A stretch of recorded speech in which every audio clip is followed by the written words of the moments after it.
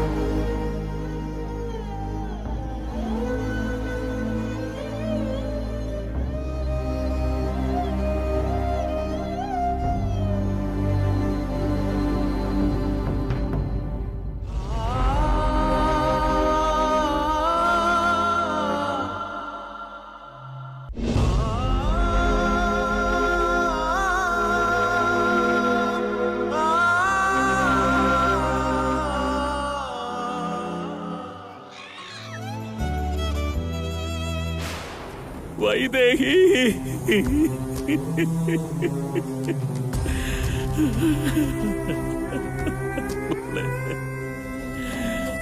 മോളെ വൈദേഹി,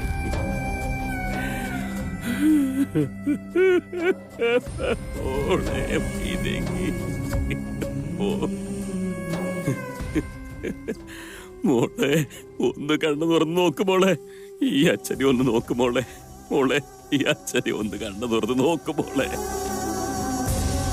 മോളെ അച്ഛനോട് ദേഷ്യാണോ മോളെ? മോളെ മോളെ അച്ഛനെ എങ്ങനെ സഹിക്കും മോളെ? ഇത് നീ ഇല്ലാത്ത ലോകത്ത് അച്ഛൻ എങ്ങനെ ജീവിക്കും മോളെ? മോളെ മോളെ ഒന്ന് കണ്ണു തുറന്ന് നോക്കണ്ട മോളെ. ഒന്ന് കണ്ണു തുറന്ന് നോക്ക് മോളെ.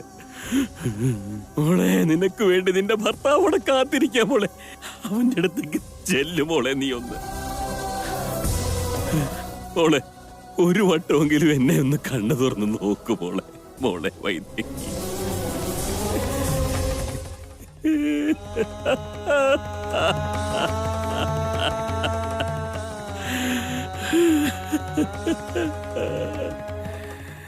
എന്തിനാ മോളെ അച്ഛനെ വിഷമിപ്പിക്കുന്നത്? അച്ഛനെ വെച്ച് പോയെന്തിനാ മോളെ?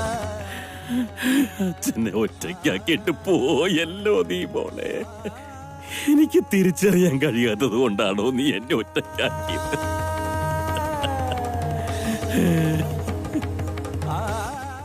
വൈദേഹി, വൈദേഹി മോളെ, വൈദേഹി ഒന്ന് കണ്ണ് തുറക്ക് മോളെ. വൈദേഹി, വൈദേഹി മോളെ.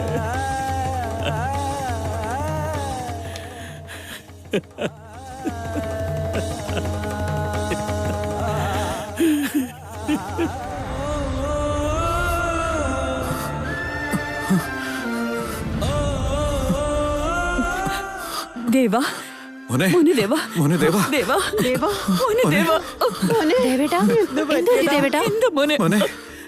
ദേവാ, നീ കണ്ണു തുറന്നല്ലോ മോനെ. ദേവേട്ടാ, എന്തോ ദേവേട്ടാ?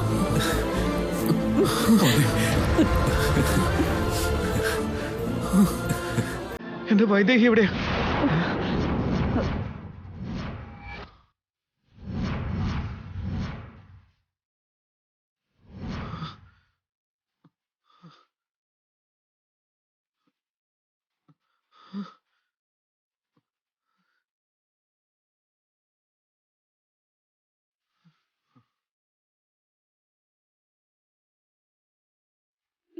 വൈദേഹിയോ? പിന്നെയും തുടങ്ങി നിന്റെ പഴംപുരാണം. വൈദേഹി ഇവിടെ വന്നിരുന്നമ്മേ. ഉറങ്ങിക്കിടന്ന് എന്നെ എഴുന്നേൽപ്പിച്ചത് അവളാ.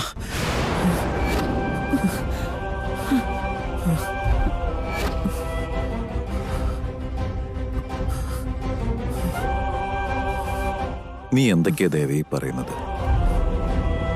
ഞങ്ങൾ എല്ലാരും തന്നെ പുറത്തുണ്ടായിരുന്നു. ഞങ്ങൾ കാണാതെ എങ്ങനെയാ വൈദേഹി അകത്തേക്ക് വന്നു നീ പറയുന്നേ? അയ്യോ അച്ഛാ, അവള് വന്നിരുന്ന അച്ഛാ, എനിക്ക് ഉറപ്പാ. എന്റെ ചെവിയുടെ അടുത്ത് വന്ന് ദേവേട്ട എഴുന്നേൽക്കെന്ന് പറഞ്ഞ് എന്നെ എഴുന്നേൽപ്പിച്ചത് അവളാ.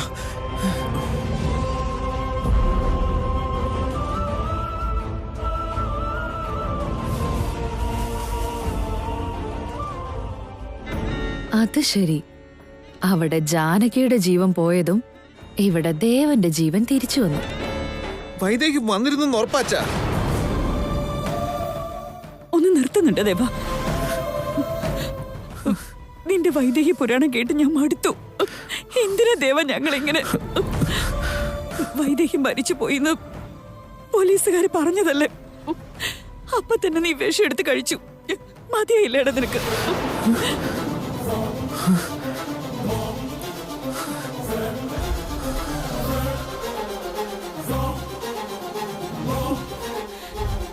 വീണ്ടും അവളെ ഓർത്തിങ്ങനെ വിഷമിച്ചാൽ എങ്ങനെയാടാ? ഇല്ല, ഞാൻ വിഷമൊന്നും കഴിച്ചില്ലായിരുന്നു അമ്മേ. നിങ്ങൾ എന്തൊക്കെയാ പറയുന്നേ?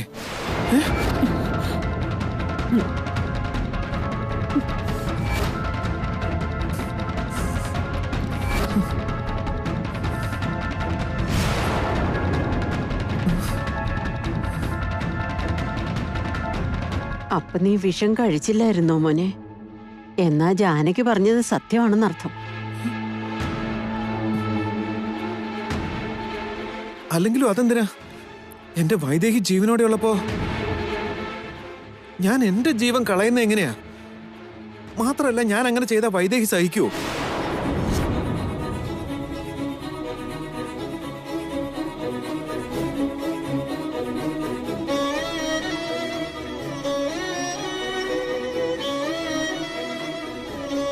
ഈ പുരാണങ്ങളിലൊക്കെ വായിച്ചിട്ടുള്ള സതി, സാവിത്രി, അനസൂയ ദേവി, അങ്ങനെ ഒരു ക്യാരക്ടർ എന്റെ വൈദേഹി. കാലൻ വന്നാ പോലും അവളെ കടന്നല്ലാതെ എന്റെ അടുത്തേക്ക് വരാൻ സമ്മതിക്കില്ല. മരണത്തോട് മല്ലിട്ടിട്ടാണെങ്കിലും എന്റെ ജീവൻ അവള് രക്ഷിക്കും.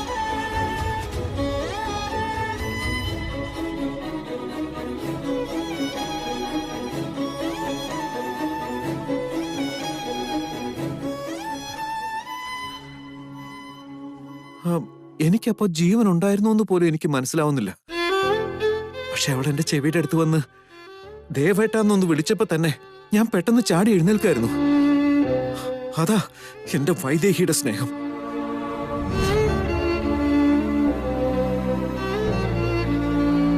എന്റെ വൈദേഹി ജീവനോടെ ഉള്ളപ്പോ എന്റെ ജീവൻ ഒരു ആപത്തും ഉണ്ടാവില്ല. അവളുള്ളതുവരെ ഞാൻ ഒരിക്കലും മരിക്കില്ല.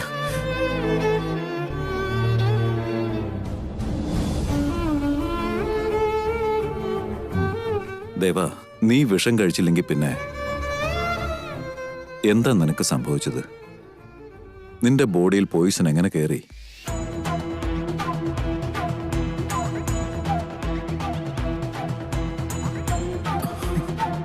എന്ന് ചോദിച്ചാ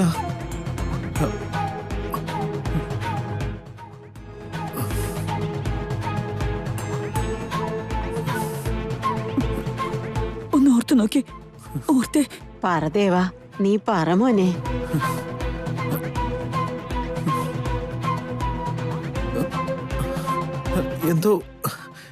എന്തോ സംഭവിച്ചിട്ടുണ്ട്.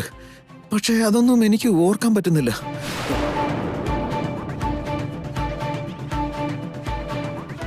എന്തായിരിക്കും എനിക്ക് സംഭവിച്ചത്?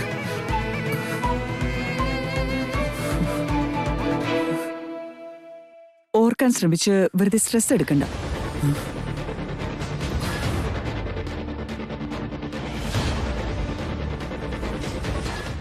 ദശരഥ രാമവർമ്മ പോയിസൺ നെർവസ് സിസ്റ്റത്തിലേക്കും ചെറുതായിട്ട് എഫക്ട് ചെയ്തിട്ടുണ്ട്. അതുകൊണ്ട് ആ സമയത്ത് എന്താ സംഭവിച്ചെന്ന് മറന്നിട്ടുണ്ടായിരിക്കും. ഓർമ്മിക്കാൻ പറഞ്ഞ് നിർബന്ധിക്കണ്ട. അങ്ങനെ ചെയ്ത് നെർവസ് സിസ്റ്റം വീണ്ടും വീക്ക് ആവാൻ സാധ്യതയുണ്ട്.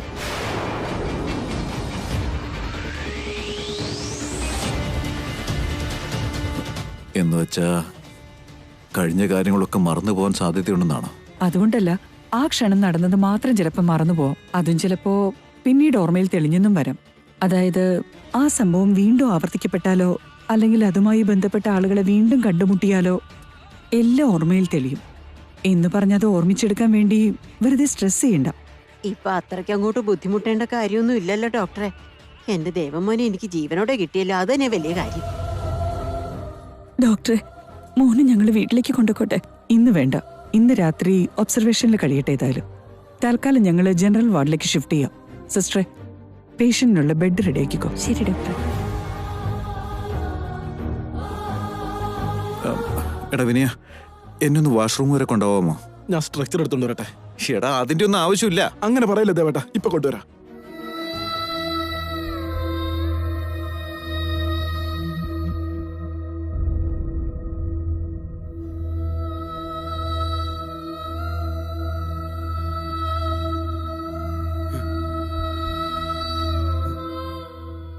വൈദേഹി,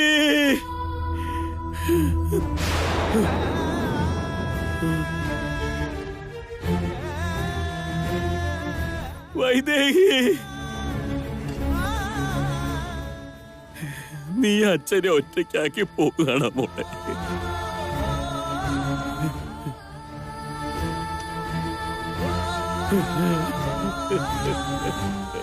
മോളെ വൈദേഹി,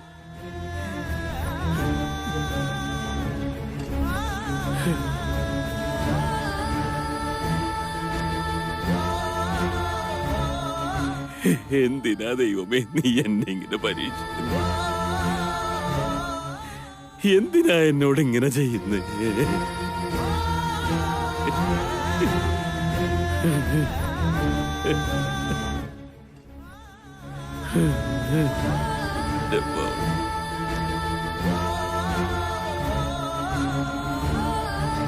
എടാ വിനയ, എനിക്ക് അതിനൊരു കുഴപ്പമില്ലെന്ന് ഞാൻ പറഞ്ഞില്ലേ?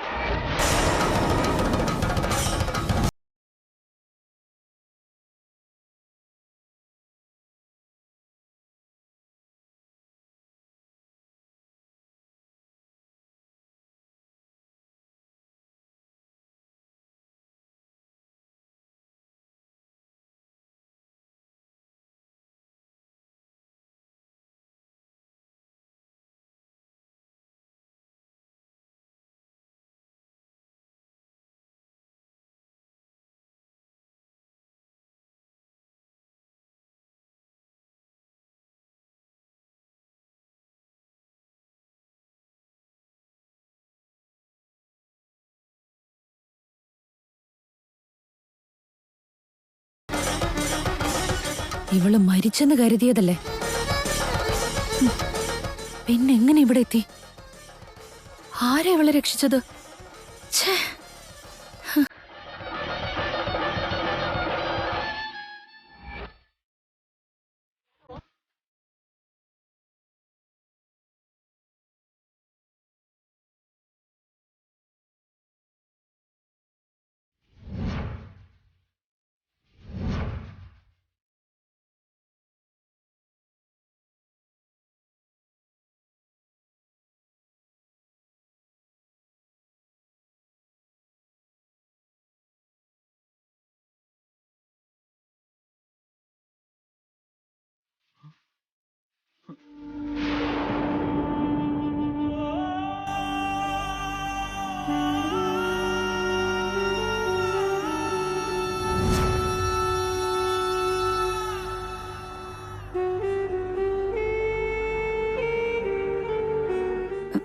എന്തു പറ്റിയെന്നേ? ദേവ, എന്താ പറ്റിയേ? എനിക്കൊന്നും മനസ്സിലാവുന്നില്ല അമ്മേ. അവളിവിടെ ഈ ആശുപത്രിയില് കഴുത്തിലൊരു താലിയും.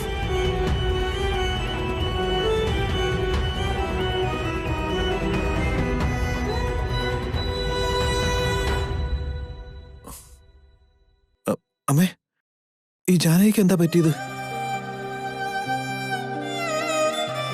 ഡോക്ടറെ, ഈ കുട്ടിക്ക് എന്താ പറ്റിയേ? ഒന്ന് നോക്കട്ടെ. നേഴ്സ്, അകത്തേക്ക് കൊണ്ടുവരൂ.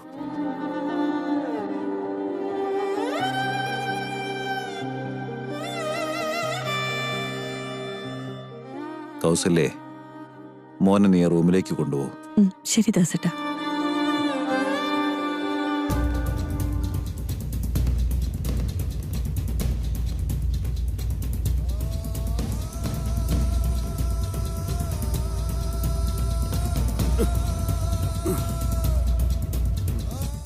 എന്താ ഡോക്ടറെ?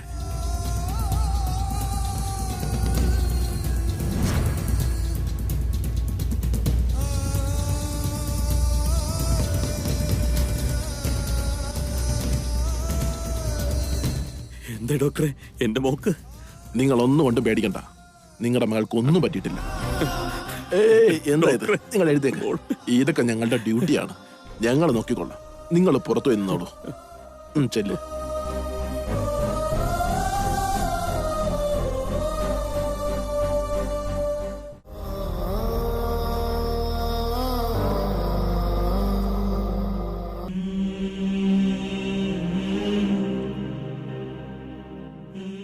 വിഘ്നേശ്വര, എന്റെ മോളെ നീ തിരിച്ചു തന്നല്ലോ.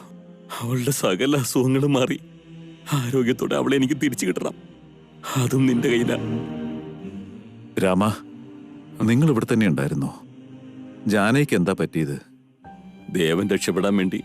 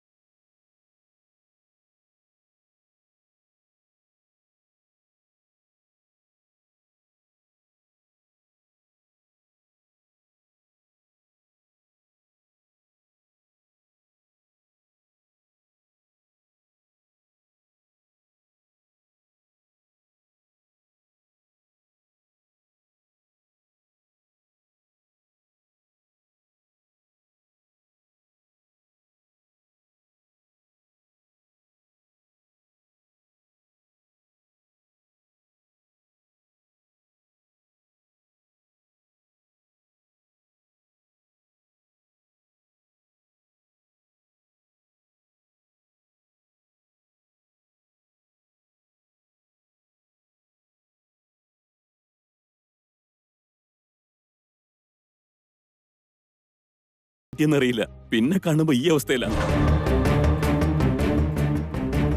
കാലത്താരോ ദേവന്റെ ശരീരത്ത് വിഷം കുത്തിവെക്കാൻ നോക്കിയിരുന്നു. ഇപ്പതാ ജാനകിയെ കൊല്ലാനും ശ്രമിച്ചു. ആരായിരിക്കും ദാസ? എന്താ ഇവിടെ നടക്കുന്നത്? എനിക്കൊന്നും മനസ്സിലാവുന്നില്ല അമ്മേ. നമുക്ക് അത്രയും വലിയ ശത്രുക്കൾ ആരാ ഉള്ളത്? ജാനകിയാണ് വൈദേഹി എന്ന് വർമ്മോട് പറയണോ? ഇത്രയും കാലം വൈദേഹി സത്യം പറയാത്തത് എന്തെങ്കിലും കാരണമുള്ളത് കൊണ്ടാവൂല്ലോ. അവളുടെ പുറകെ എന്തൊക്കെ ആപത്തുകളുണ്ട്. വൈദേഹി ബോധം തെളിഞ്ഞു വന്നതിന് ശേഷം ചോദിച്ചിട്ടെല്ലാം തീരുമാനിക്കാം. അതുവരെ ആരോടും ഒന്നും പറയണ്ട. അവള് ചത്തെന്ന് കരുതി അവിടെ ഇട്ടിട്ട് പോന്നതാ തെറ്റായിപ്പോയത്. ഇവള് രക്ഷപ്പെട്ട എന്റെ പണി തീരും. ഞാനാ കൊല്ലാൻ ശ്രമിച്ചതെന്ന് അവൾ എല്ലാവരോടും പറഞ്ഞു കളയും. എന്താ ഇപ്പൊ ചെയ്യാ?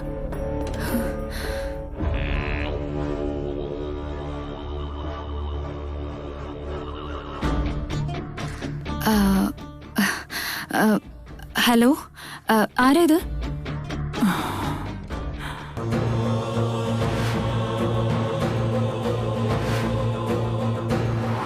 സിസ്റ്ററെ, ഇങ്ങോട്ട് തോന്നേ.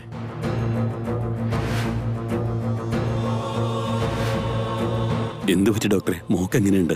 She's out of danger. മരിച്ചുപോയെന്ന് ഡിക്ലെയർ ചെയ്തിട്ട് ജീവൻ തിരിച്ചു കിട്ടുന്നത് വലിയ മിറാക്കിളാ. ബോധം തിരിച്ചു കിട്ടാൻ അല്പസമയം എടുത്തേക്കും. കുറച്ചു കഴിഞ്ഞ് കണ്ടോളൂ.